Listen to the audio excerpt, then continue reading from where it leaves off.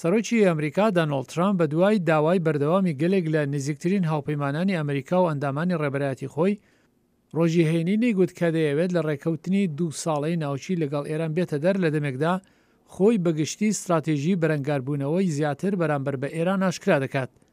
زوویەکی هەینی کۆشکی سپی ڕاگەیاند کە سەرۆک لە ڕاوێژ لەگەڵ تیمی ئاسایشی نیشتیمانی استراتێژیکی نوێی بۆ ئێران پەسەند کردووە. یاسادانەران دەڵێن لە دەمێکدا ترامپ وێ ناچێت پشڕاستی ڕێکەوتنێکی ناوچی بکات، بەڵام ئەو بەجددی داوای لە کۆنگرس ناکات کە سەر لە نوێ گەمارۆ بەسەر ئێراندا بسەپێنێت.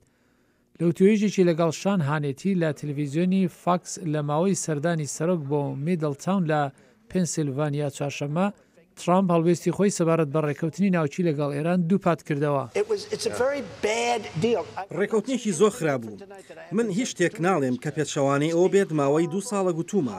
جێگای شەرمێکی زۆرە بۆ وڵاتەکەمان کە بە لاوازی خۆمان دەرخست لە دەمێکدا کە زۆر بەهێز بووین. بە جێگای ئەوە ڕێبازی ترامپ تیشک دەخاتە سەر پەگ ئێخستنی کارتێکردنی ئێران بۆ ناسەقامگیرکردن و ناچارکردنی ئێران بۆ دەسەڵگرتن لە کاری هێرشبەرانە، بە تایبەتی ناچاری بکات کە پشتیوانی لە تێرۆریزم و میلیتانەکان هەڵبگرێت. کاربەدەستانی کۆشکی سپی گوتیان ئامانجەکە ئەوەیە کە هەموو ڕێگاکان لە ئێران بگرترێت کە دەستی بە چەکی ناوچی ڕانەگات.